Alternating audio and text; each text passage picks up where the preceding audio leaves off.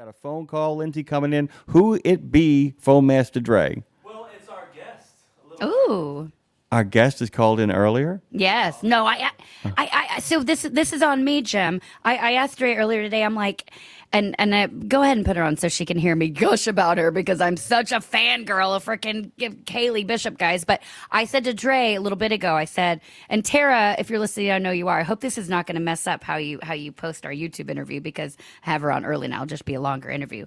But here's the deal. I thought it'd be fun to say hi to Kayley, give the introduction, tell you why I'm obsessed with her and hiding in her bushes, and then have her back after the break to dive into the full interview. Is that okay with you, Kayley? Just keep your head down in the bushes. Yeah, Hey, totally. Kayley. Hey, Kayley. Hi. Hi. So here's the deal. Everybody listening. All right, y'all. So joining us today, my girl, Kayley Bishop. I'm going to say my girl, even though she's never met me. She's a total force. You perhaps saw her as a finalist on The Voice season 15. And since then, she's worked with, all kinds of Grammy-nominated producers, whatever. Whatever. She's the real story here, not them. Writing with some of the best in the biz. She plays shows all over Nashville and beyond around the country. She'll be in Japan, actually, coming up soon. She's from this perfect mix, I will say, Jim, of Bristol, Tennessee, and Fort Myers, Florida. She went to the Boston Conservatory. She somehow still manages to keep everything she does grounded in her faith, which I love. We'll dig into that. She's not just a singer-songwriter. She's also a published author and a speaker who brings heart to literally everything she touches. I can find that. And her new album, Little Dove, Jim, I know you feel the same. It moved me. It rocked me to my core, especially the song 7. Dear Lord in heaven, it rocked me to my core. And her song "Hold On, Honey," it was done for a video set to it for the Recovery Church here in Nashville. Straight up chills. Anyway, she's a light, she's fire, she's here with us today. Hold on, honeys, because all your dreams are about to come true with this next artist. Please make welcome to the show. Good morning, Kayley Bishop. Good morning. That was quite the intro. Well, you are quite the artist and human being. So thank you for being here. And Kayley, meet my friend and co-host, Jimmy Mack. Good morning. Good morning, Jimmy. Good morning, Kayley. By the way, you made a bold statement in the description before I actually dug into the music, and it said, blends Bob Seger's rock and roll, Dolly Parton's bluegrass storytelling, and Aretha Franklin's soulful serenade. While I am not talented at the musical stuff unless I'm in a bass that is absolutely through the floor, I love music, and I'm very familiar and love all three of those artists. And I went, okay, that's a bold statement. Got to tell you, Lindsay, especially with the Seger, and when I got the chance to listen to this music, I said, nope, there it is. It's kind of like when you told somebody is somebody's child and you don't believe it, and then they laugh and you go, nope, never mind, there they are.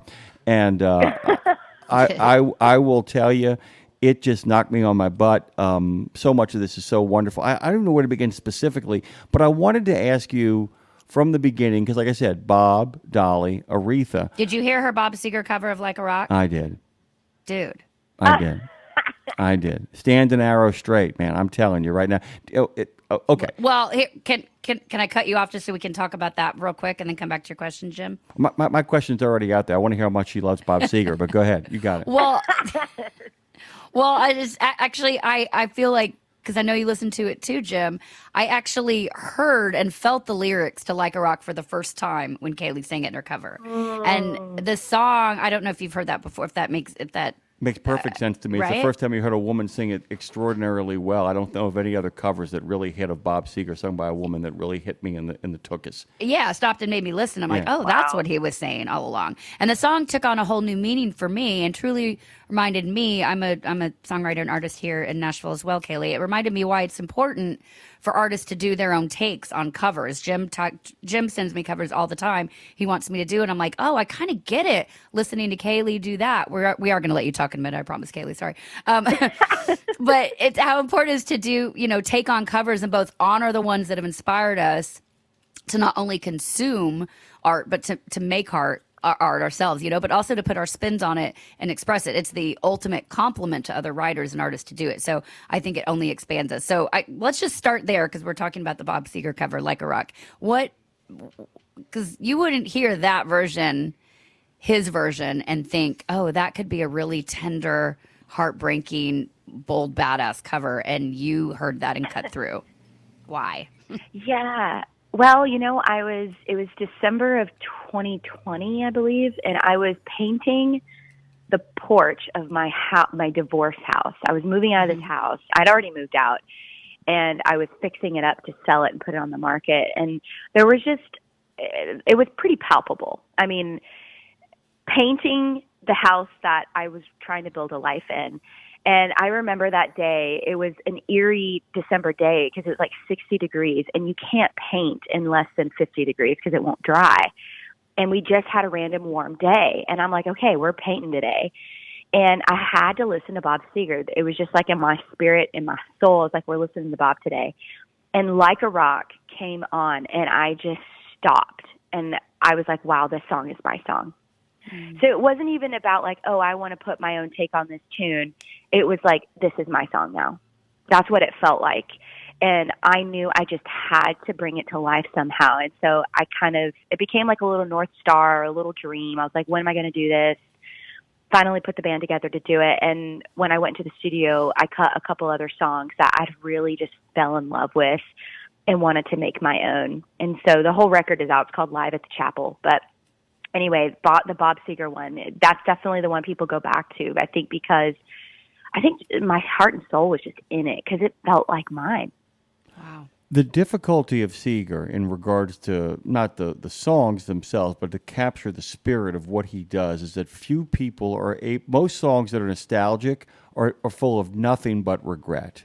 Most nostalgic songs are like, I'm looking back on something that can never be recaptured. But whether it's Against the Wind or Like a Rock or Night Moves, there is a nostalgia, but there's also a sense that I'm going to be okay that runs through Seger's song, that there's a future ahead, and you think about Roll Me Away, took a look down a westbound road right away, I made my choice. Yes, I'm sorry I dropped off the girl in Mackinac City, but at the same time, I'm going to keep on rolling forward. That's the thing about getting Seger right, and that's what makes your cover so good. It's not just a sense of, man, I was 18 and now it is all changed. But you know what? I'm going to be okay because I'm here. Am I making sense?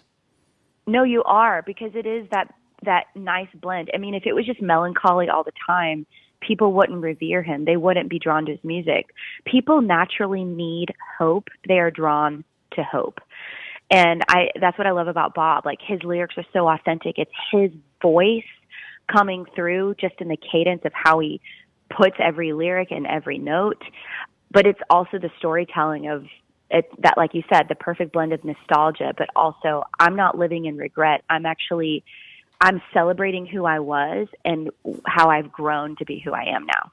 I want to bounce one more thing off of Kayley here before we get to our next question. And by the way, like in Against the Wind, that magnificent song, it's in the middle of the song that things go terribly wrong. If you listen, and my brother pointed this out to me, at the end of the song, he's kind of gotten things straightened out. There's a real sense of, okay, that time period when I was surrounded by strangers I thought were my friends, and, I wish I didn't know now what I didn't know then. All of that stuff is beginning to resolve itself. It's as if, look, life moves on, and I love the life that I have, but I'm never going to let go of those memories. Just unbelievable. Unbelievable. Well done, by the way. Good. It's a gorgeous cover of that song. Gorgeous. And it gets the spirit right. Gets the spirit. Good. We got to take a break, by the way, guys. Lindsay, and then come back and have her on when we actually said we have her on. We'll reintroduce Kayley Bishop to our whole audience listening. This is an artist who, Kayley, I don't know if you know or not, but our audience is widely over-the-road truck drivers who spend, both men and women, who spend most of their life on the road. As a touring artist, you share a lot of similarities there. But I think... I know that your voice and your music and your songs, especially off this new record, but all of them will really be a friend and a companion to these people out on the road. So I'm excited to dive in more to the new album, to talk about Little Dove, to talk about all that you have going on and the life that you have led in order to make this art. So everyone stick with us. Don't go anywhere. We're going to take a quick break and come back and reintroduce you to Kayley Bishop on Road Gang Radio here, wherever you're listening. Welcome. We're glad to have you. We'll be right back. Come on, guys. Subscribe. We're almost there. Hashtag RGR. Hashtag RGR.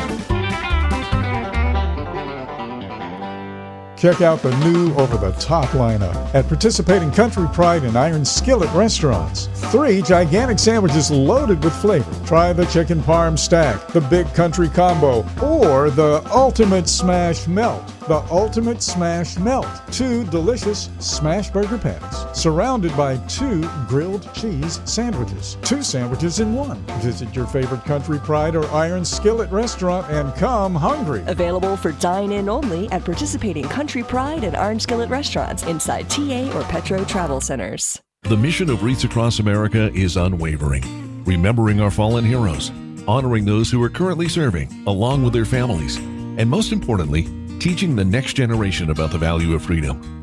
And you can join our mission with a $17 donation that sponsors a fresh Maine Balsam Remembrance Wreath. Each wreath will be laid in honor of a veteran who gave the ultimate sacrifice for our nation. To sponsor your wreath, please visit wreathsacrossamerica.org. That's wreathsacrossamerica.org. Okay, you've heard the horror stories of how folks have lost their life savings when the market tanks. Is there a way to invest and make money without risk?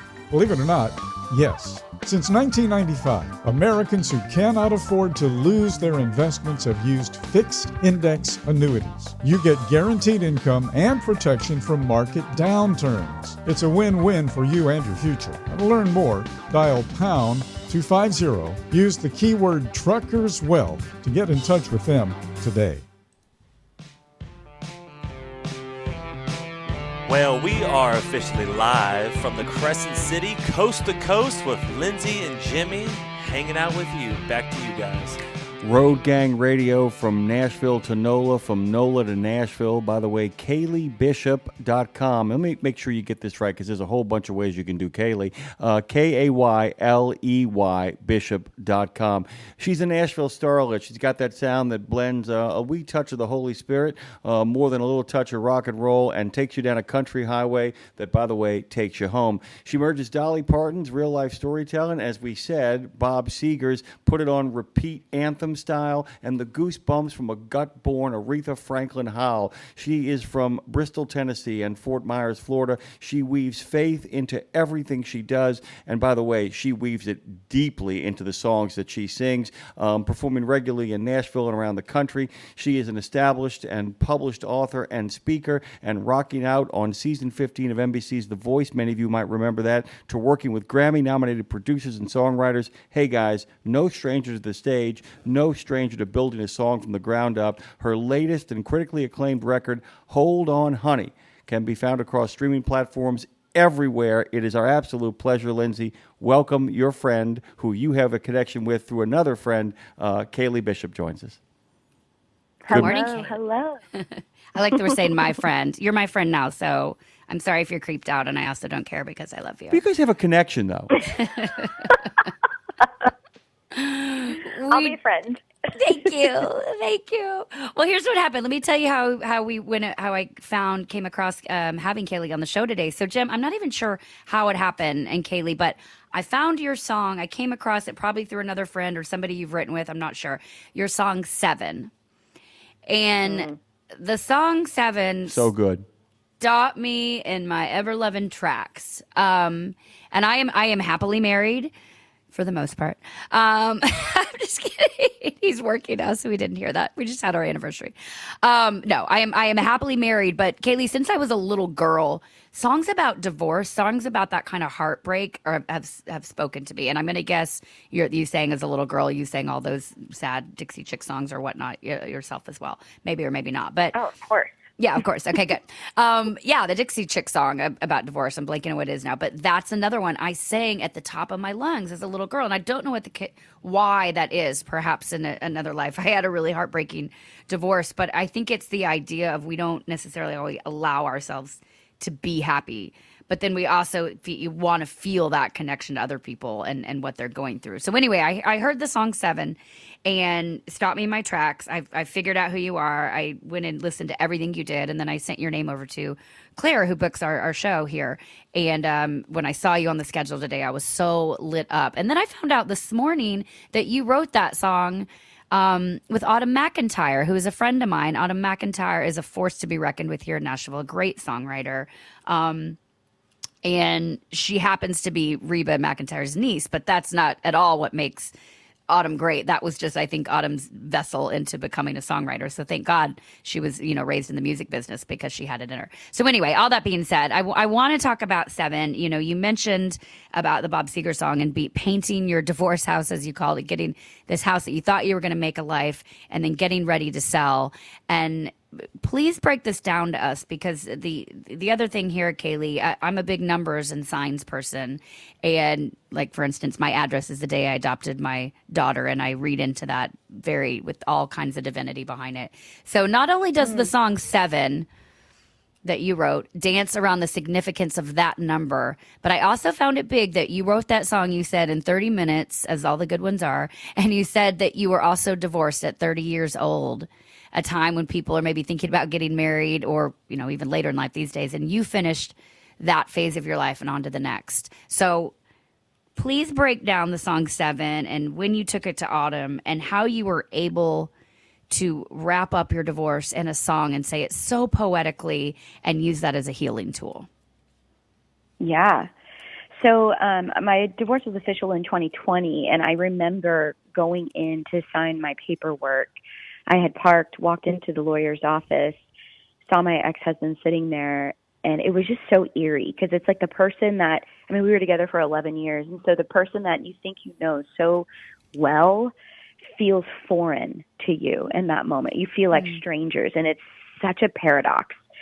And I just remember sitting there, and he wouldn't look at me, and then we signed the paperwork. He bolted out of the room, and then I walked back to my car, and only 7 minutes had passed. And I was like, that's remarkable. We were married for 7 years. It only took 7 minutes to just sign this away. And I just journaled everything that I experienced in that room and wrote it down. And I just knew it was going to be a song. And I kind of held it close to my chest. I was like, not anybody's going to write this song with me. This is something I really have to find someone I trust. And I ended up getting set up with Autumn. She had seen me play somewhere, and she's like, I want to write with this girl. And we had a write scheduled. We'd never written together. This was the very first song we wrote. Wow. And I don't know if this one was written in 30 minutes. Hold On Honey definitely was written in 30 minutes. That was like a divine appointment between me and the Lord, is what that felt like. He just kind of whispered that song into my spirit. But Seven, we weren't in there for very long. I remember I told the whole story to Autumn, and she just typed it down. And then not long later, we had the song. And gosh, it was just, I think she would say that in that moment she knew she had written something really, really great, but it wasn't a song that she thought was going to see the light of day. As a songwriter, you write so many songs, and it really is random which ones end up getting cut by the artist you write them with, or even the artist that they get pitched to. And so I think she just felt accomplished that day. Like she helped create something really impactful, but I don't think she had an idea that it would go on to impact others the way it has. And Seven has definitely been one of the standout songs that people are just like, it brings them to their knees. Yeah. Yeah. It did me. I had a question for you by way of another Seger story. So he wrote the line, I wish I didn't know now what I didn't know then, and he thought it was the silliest thing he'd ever written in his life. And Don Henley and Glenn Fry point blank told him to his face, if you cut that line, we're never going to talk to you again, Bob.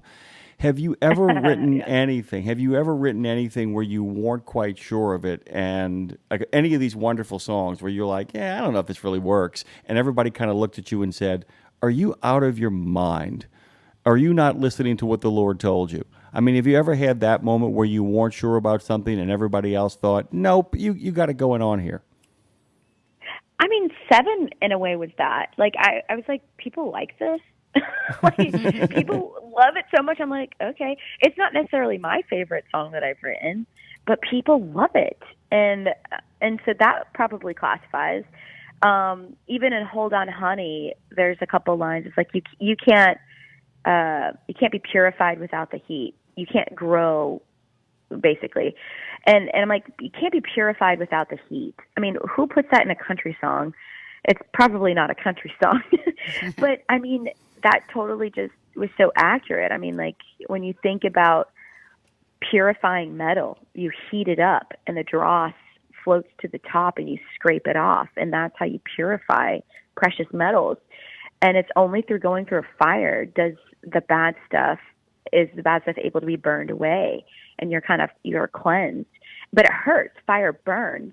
So when we go through hard things, it's not going to feel pleasant. But if we lean into faith, if we get on our knees and we really partner with the Lord and go through it with Him, we come out better than ever. We come out more pure, more purified.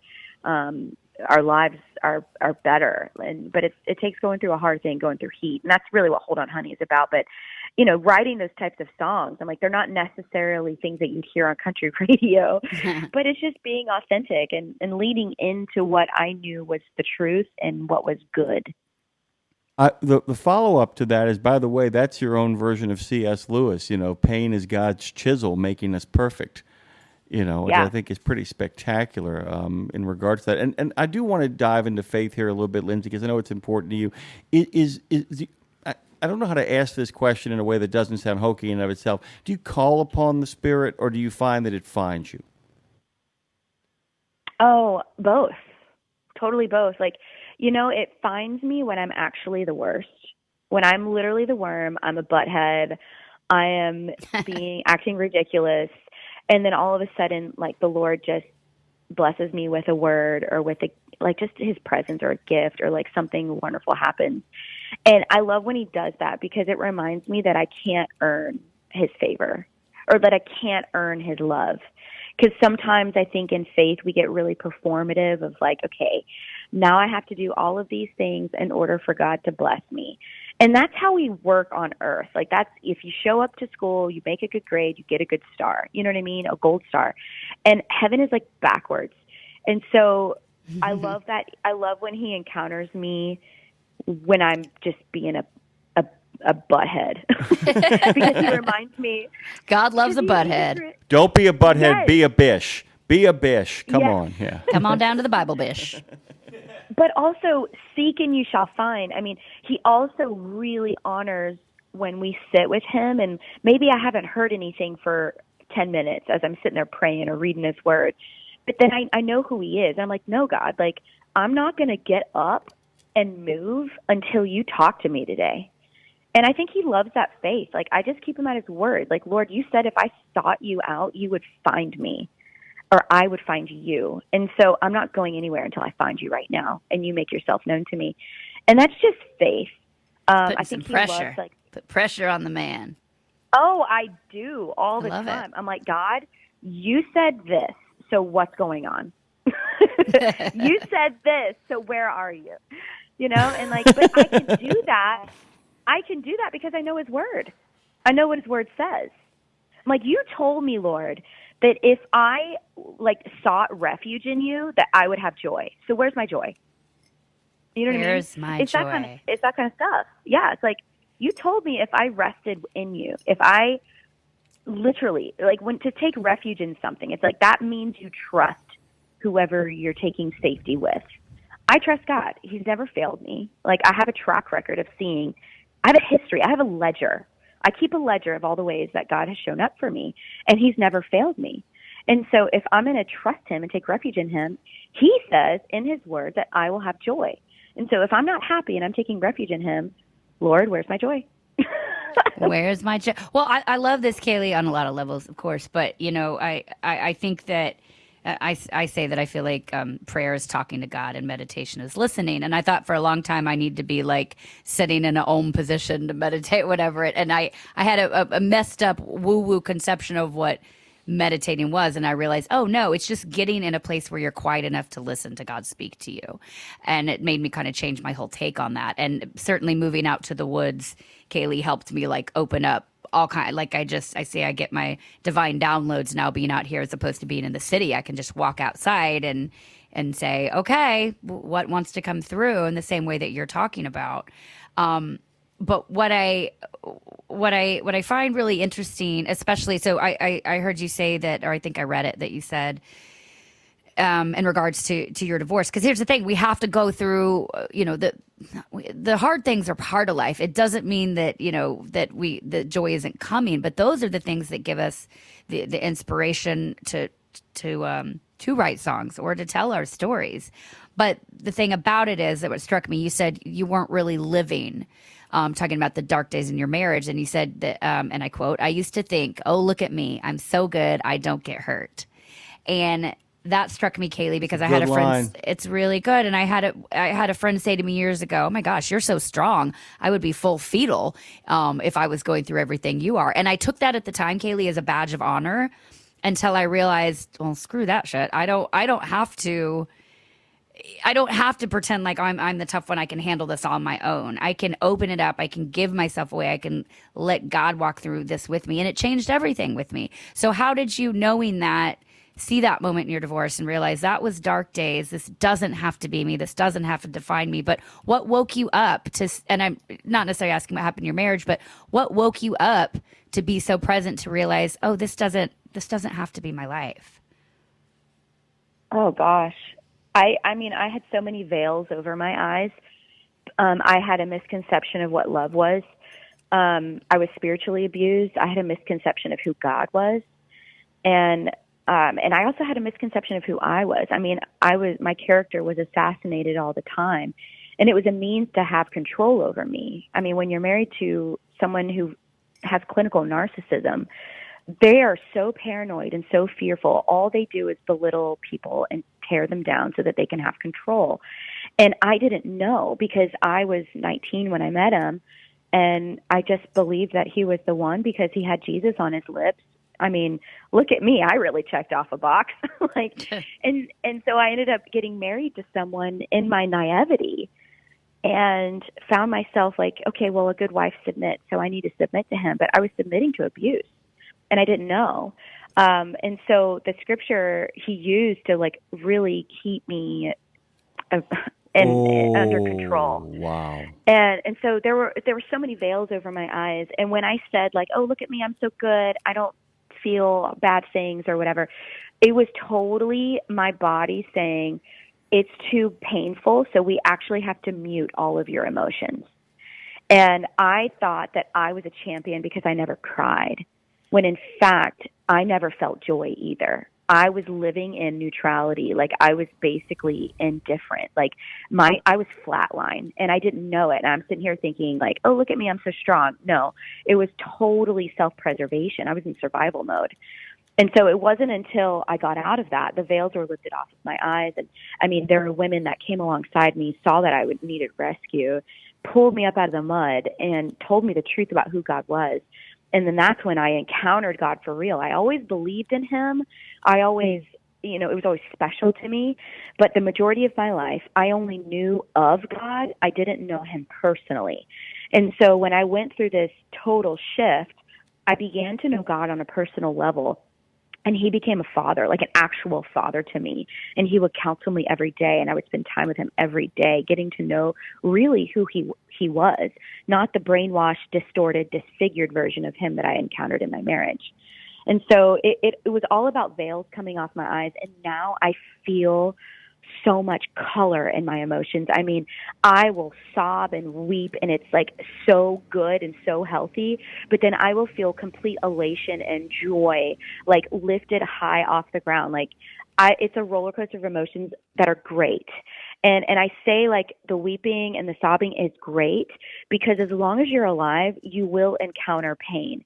And because he is the ultimate healer, God is my healer, there are things that he takes me into. Like I had a dream a couple of nights ago, and I know he's telling me like, Kayley, I want to heal this thing in you. Let's take care of that. And a lot of times there's tears there, and it's stuff from like years ago or stuff from maybe just 3 years ago. And it's him saying like, I want to restore every part of you. And a lot of times with restoration, there's crying, but it's the healing thing. It's like allowing me to get all of my anger out about past abuse, past trials. He's allowing me to get my anger out through tears. And so it's healing stuff. And then also just the presence of God. Like it's so overwhelming. All I can do is cry. And it's not because I'm sad or upset or angry. It's just because I'm flooded with something supernatural and something holy. It's like all I can do is just cry, but then also laugh. And it's just the color in my life ever since I really got to know God and trusted him to be my guide. Like, I handed him the car keys. I used to drive my car, and I drove it into a ditch. And now he gets to drive my car, and sometimes I'm yelling at him from the shotgun seat to turn left or to turn right, and he's not going to, and I'm mad about it. But then I still trust him, and I'm just like, okay, Lord, I'm just going to sit and let you drive because you're way better than I am. I have an observation, and then I have a question for Kayley Bishop, our guest this morning. By the way, guys, go to kayleybishop.com and become a bish. That's an important thing you need to do with your You're life. such a bish. Exactly. Do it. There's a wonderful play by Connor McPherson called The Seafarer, where it's a poker game on Christmas Eve night where the devil is battling someone for their soul, and they have a private moment between the devil and the main character. And when the devil tells him, he says, I'm going to let you in on a little secret because I don't think it's going to make any difference anyway. He said, he never gives up on you. Don't you get it? He never gives up on you. What happens is you give up on yourself, and then he can't find you. And he said, at that point, I've got you. And I keep thinking, it's chill, and it's done in an Irish accent too. But I saw it on Broadway. I'm telling you, the whole crowd, you could hear that deep, long rumble of, oh, we get it. Where he's like, he's never going to stop loving you, and I hate him for that. He said, but you'll walk away, and if he can't find you, the sheep can't be found. At that point, you truly are lost because you've given up on yourself.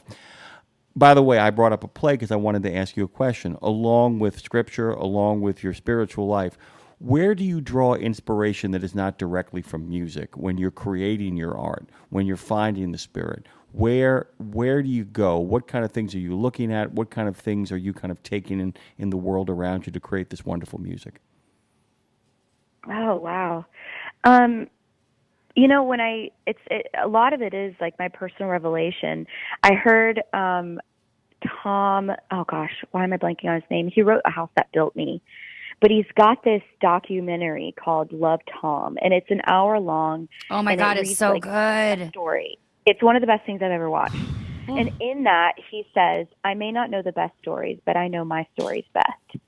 And I love to write those stories. And I would say more so lately, I want to write music that encourages people to not give up, like you just said, to not give up on God, because God is always chasing them down. And I have found the times that I've given up on myself are the times that I believed what the enemy said about me more than what God said about me. Because the enemy wants to lie to you to get you to forfeit your faith, to get you to believe that God doesn't care or that God's not there for you. And those are the times that I walk away. But now it's like, if I go back to the Word, the truth is always right there in front of me, and I get to remember who God really is, and just completely like rebuke the devil and like all the ways he tries to like lie to me. But as far as inspiration goes, like sometimes it comes from my own quiet time, or sometimes it just comes from conversations with strangers. Like yesterday's song that I wrote with Autumn, she had this thing just hit her in the spirit, and she just wrote down like, Lord, do a new thing, Lord, do a new thing, like nothing we've seen, Lord, do a new thing. And she had this beautiful melody, and she just sent it to me. And I was like, how did you know that God's been telling me I'm going to do a new thing to me? Like, it's been in my prayer life, like on my spirit, Lord, do a new thing, and that he is going to be doing a new thing in my life. And then she sends me this idea without knowing anything about that. And so when those things happen, you just know it's Holy Spirit. And you're like, okay, well, obviously we're going to write that song because there's something supernatural about it. It's not just like a dumb idea that I have in my brain. This is something special. And then writing the rest of the lyric came from our own experience of the wilderness, of like, I know what it feels like to literally be in a drought in my life, and you're just dying of thirst. And how do we write that down so that other people who may have experienced the drought can also hear this song and be like, wow, I can have hope again. And so I do like to write a lot of restoration type songs for people.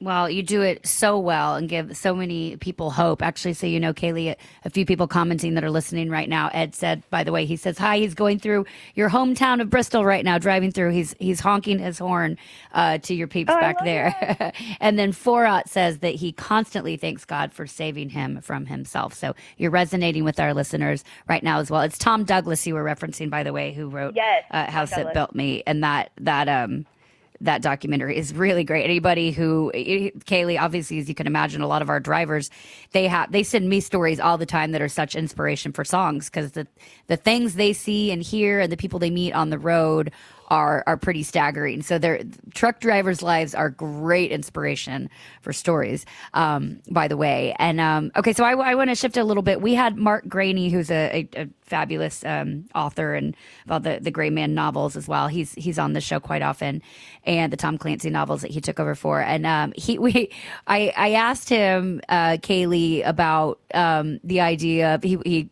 when he was on the show, he was actually in DC at a hotel, looking over his balcony at the street that he was writing about in the novel, in his newest novel. So he literally immersed himself into what was happening, method acting wise, method writing, I guess, if that's a term. And I said to him, I was like, I have this, being married with a 6-year-old, I have a total fantasy of going out to a cabin in the woods by myself and writing for a month, something that's probably not going to happen, at least until my kid is out of the house. And so we kind of laughed about the idea of that fantasy of the writer, the disheveled writer, all by themselves looking for inspiration. And he's like, yeah, I mean, that doesn't exist though. He's like, I do my best writing in a coffee shop, looking at people with my headphones on, listening to rain. And I was like, that's really cool.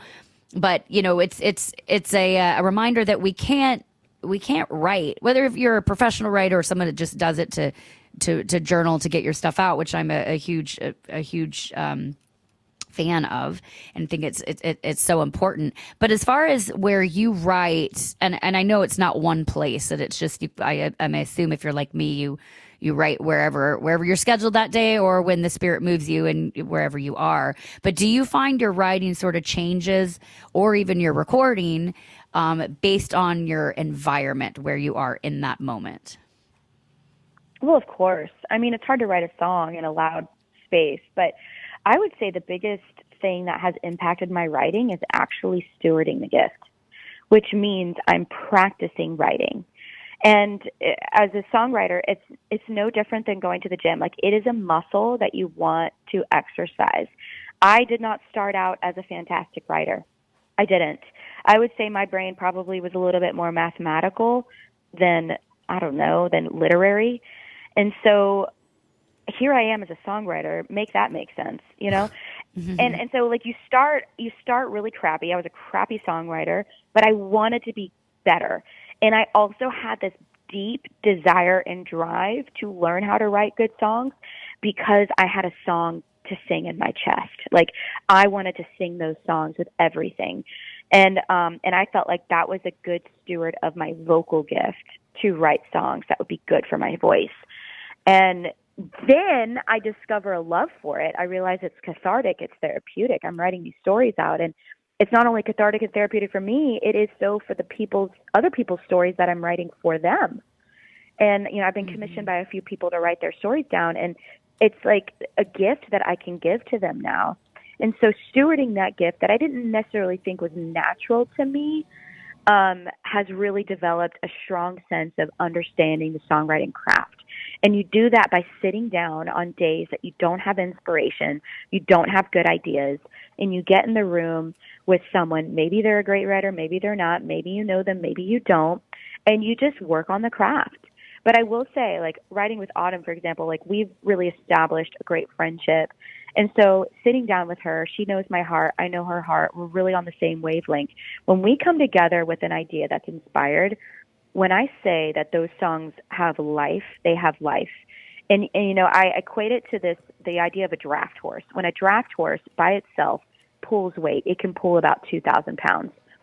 No, I'm sorry. It can pull like 8,000 pounds. It can pull a lot of weight. When you put a second draft horse with it, it doesn't just double how much it can pull. It can actually triple it.